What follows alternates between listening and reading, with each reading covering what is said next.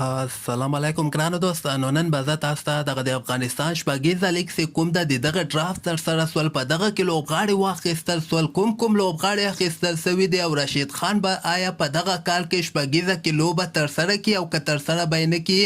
د هغه په هکله به زه تاسو ته پوره معلومات درکړم. ویډیو تر اخره پورې وګورئ، په هر څه به تاسو پوه سئ. نو راځم اول زه تاسو ته وایم چې دغه لوبغاړي تاسو کتلی سئ په دغه کې رشید خان، شهزاد محمدي، حامد حسن، سمیع شینواری، نجیب زادران، شاپور زادران، رحمان الله ګربز او درویش رسولي دا هغه لوبغاړي دي چې په آیکن کیټګري یعنې ټول له قیمته بیه باندې اخیستل سوي دي او خپل ټیمونو سره ټول له مخکې دغه لوبغاړي یعنې دغه اته واړو ټیمونو ځان سره ساتلي دي. خو بقایه لوبغاړي زه تاسو ته ښیم. اولې زه تاسو ته کیټګریانې ښیم چې مختلف کیټګریانو کې دغه لوبغاړي اخیستل سوي ول چې آیکن کیټګري چې کوم دغه ته 3,40,000 افغانۍ پیسې ورکول کیږي. ډایمنډ کیټګري لوبغاړو ته 2,88,000 افغانۍ پیسې ورکول کیږي. پلیټینم کیټګري ته بیا 1,60,000 افغانۍ ورکول کیږي. ګولډ کیټګري ته بیا 90,000 افغانۍ ورکول کیږي او سلور کیټګري ته بیا 80,000 افغانۍ پیسې ورکول کیږي. اوس دغلته بعضې لوبغاړي په آیکن کیټګري کې اخیستل سوي دي چې په دغه کې به زه تاسو ته وایم محمد نبي ده، یعنې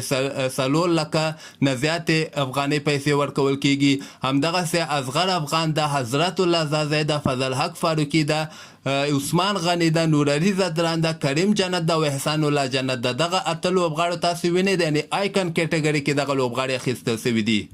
او دغه د دویمې کیټګري لوبغاړي هم زه تاسو ته ښیم چې په دغه کې عبدالواسی ده، یوسف زازی ده، دغه د آمو شارکس په نوم باندې کوم ټیم ده دغه اخیستلی، نور احمد الله کنوار، محمد طاهر عادل، دغه باندامیر ډریګن اخیستلی، بوس ډیفنډر چې کوم د عبدالرحمن او سلمان صافي اخیستلی ده، هندوکش سټار بیا شبیر نوري او عبدالله عادل اخیستلی ده، عظمت الله عمرزی بیا کابل ایګل اخیستلی ده او قیس احمد هم کابل ایګل اخیستلی ده.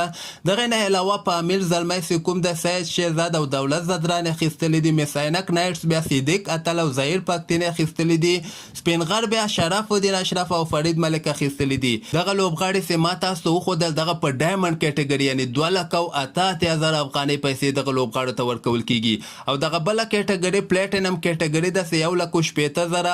افغانۍ پیسې ورکول کیږي. په دغه کې دا بعضې لوبغاړي زه تاسو ته ښیم کوم چې اخیستل سوي دي. امو شخص بیا جمشید میل، وفاد ارممن او بهیر شاه محبوب ده امو شارک اخیستلی دی، باندامیر ډریګن بیا افتاب عالم، آصف موسازی او اکرام علی خیل اخیستلی ده، بوس ډیفنډر بیا فرحان زاخیل، عبدالملک او ضیاء الرحمن اکبر اخیستلی، هندوکش سټار بیا ناصر وحدت، زبیر اکبری، مسلم موسی اخیستلی ده، کابل ایګل بیا نوین الحق، شاهد الله کمال، ابراهیم زدران اخیستلی دی، پامیر زلمی بیا فضل زازی، وحید الله شفیق، غمی زدران اخیستلی، میساینک نایټ بیا ننګیری خروټی، عامر حمزه او ګلبدین نایب اخیستلی ده، باطن شاه او همدغسې بهال علي شینواری، اظهار الحق نوي، دغه بیا سپینغر ټایګر په پلیټینم کیټګري کې اخیستلي. پلیټینم کیټګري قیمت چې کوم د ما تاسو ته ویل 1,60,000 افغانۍ پیسې دي.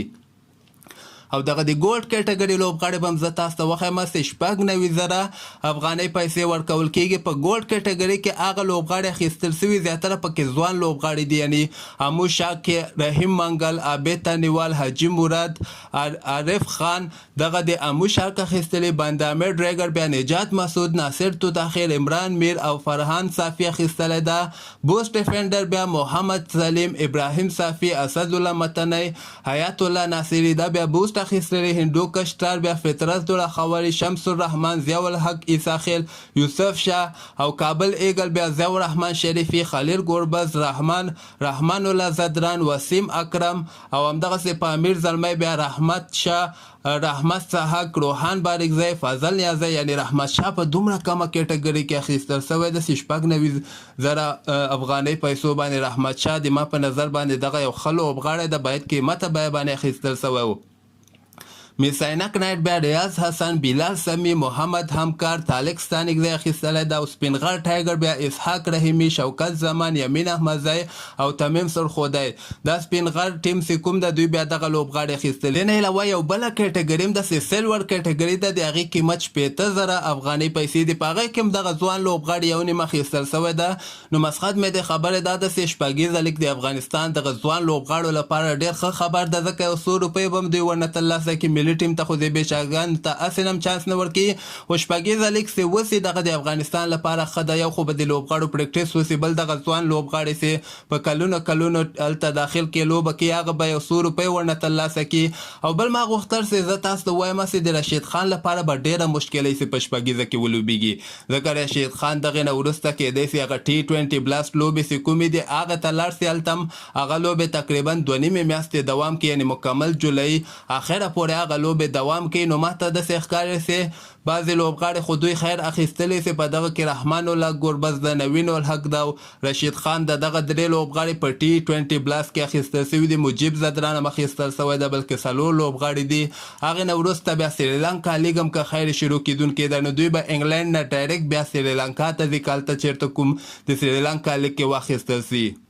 نو ماته خو نه ښکاري چې رشید خان دغه کال ته په شپږیزه کې ولوبېږي خو بیا هم د افغانستان کرکټ بورډ که چېرته ورباندې فشار راولي نو کېدای سي رشید خان ورته تیار سي چې په شپږیزه کې لوبه ترسره کړي خپل نظر لاندې ما سره په کمنټ کې شریکولی سي او همدغسې تازه خبرو لپاره تاسو دغه چینل هم در سره سبسکرایب کولی سي